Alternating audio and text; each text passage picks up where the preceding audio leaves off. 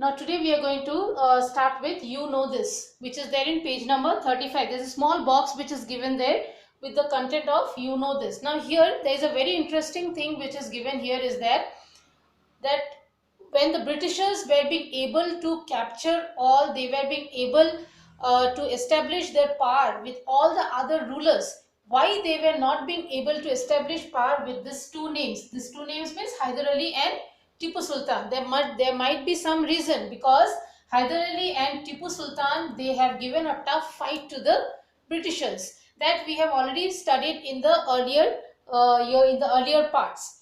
Right now, here both Hyder Ali and Tipu Sultan, they have understood that they cannot fight the Britishers with the traditional arms that they are having. Traditional arms means the old arms. Okay, so because the Britishers were modernized, so they cannot use the traditional arms to fight the Britishers. So instead of that, what did they plan? They have planned to modernize their army. So the Mysore army was trained. Okay, Hyder Ali was the ruler of Mysore. So the Mysore army was trained to use the modern weapons. Okay, and Hyder Ali and Tipu Sultan were the first one to use rockets. Okay, they were the first one to use rockets in war in India.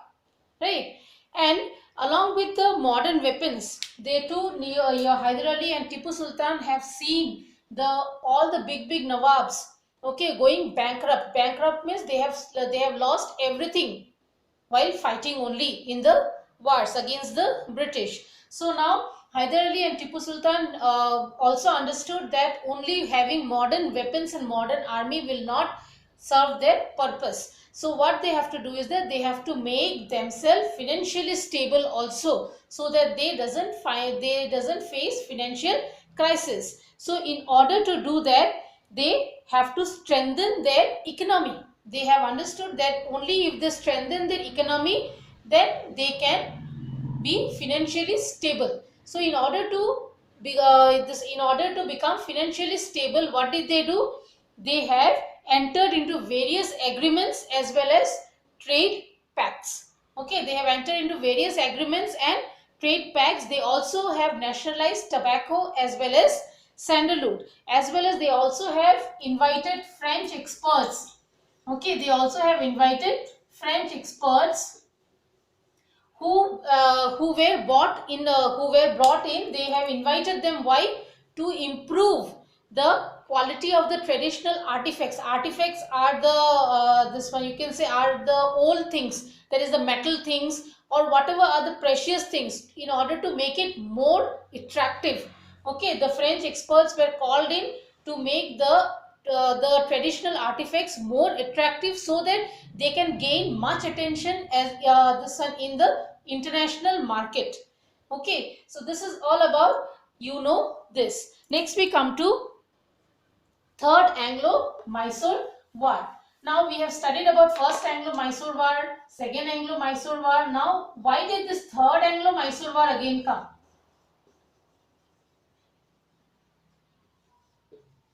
Now the Second Anglo-Mysore War, how did it end? It ended with the Mangalore Treaty, right? The second Anglo-Mysore War ended with the Mangalore Treaty. Then why again this Third Anglo-Mysore War came up?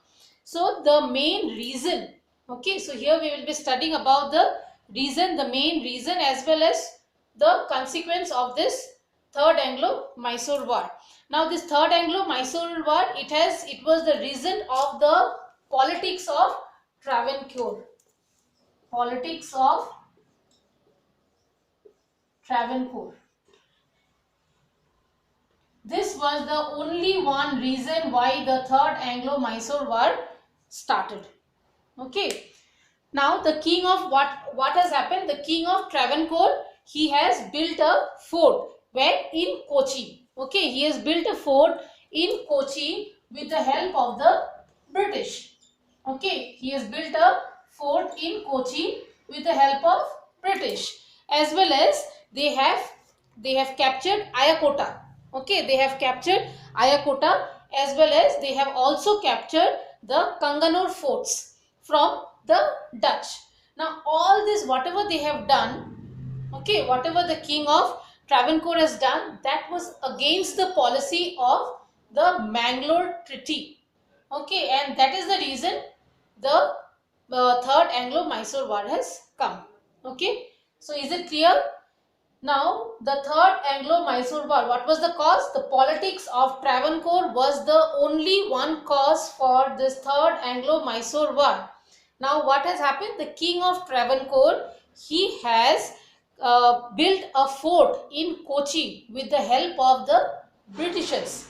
Okay, as well as he tried to capture, okay, he has captured Ayakota, as well as he has captured the Kanganur forts, okay, from the Dutch.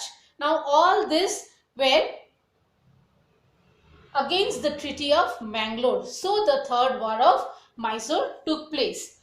Okay, now here what has happened? The Britishers, they have captured Karwar, they have captured Coimbatore, they have captured Dindigul and other places under the leadership of the Meadows, right? Under the leadership of Meadows. Now at that time what happened? Tipu Sultan, he entered the region of Baramahal and he captured the Satyamangalam, right? So when all these things were going on, when the British have captured this part, Tipu Sultan has captured the other part.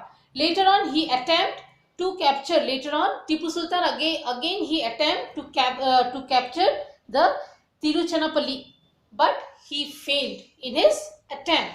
So at that time what happened? Lord Cornwallis took up the leadership of the British army and he changed the course of the war.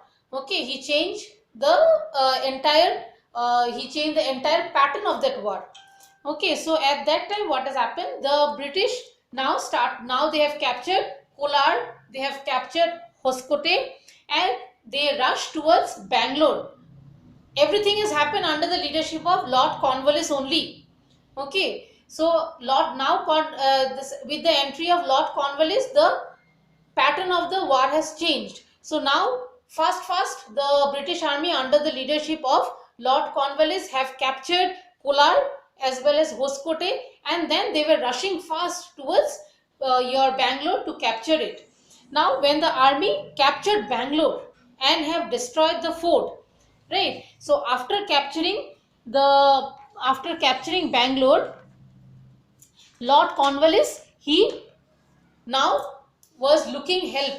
He asked for help to the he asked for help of the Marathas as well as the Nizam of Hyderabad. Now why did he ask for help? He has captured so many places. He has captured Bangalore also. He has destroyed all the forts also. Why did he ask for help then? He has asked for help because he wanted to defeat Tipu Sultan. Okay, now the war took another conclusive turn, and it joined.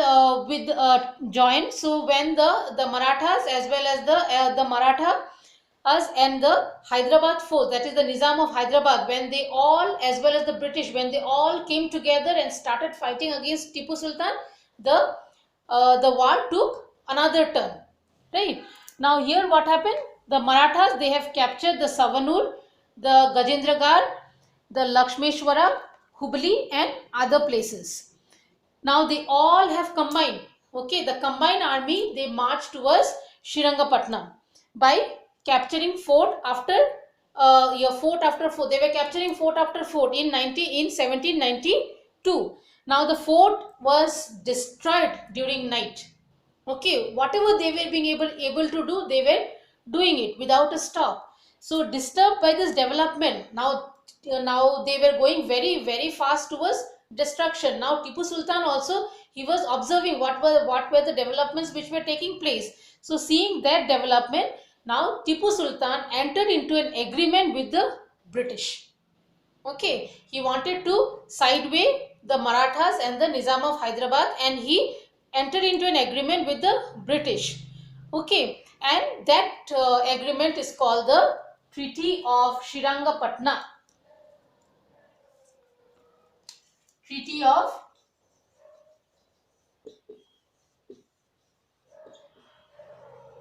Srirangapatna. Right? Now,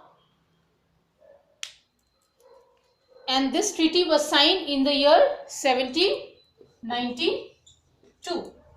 Right? So, now this was the with this treaty of Srirangapatna, the third Anglo-Mysore war came to an end. Right? So with the treaty of Srirangapatna in 1792, the third Anglo-Mysore war came to an end. Now here what happened, the Britishers, they were successful in inserting unfavorable conditions in order to weaken Tipu Sultan. Now Tipu Sultan have entered into an agreement with the Britishers.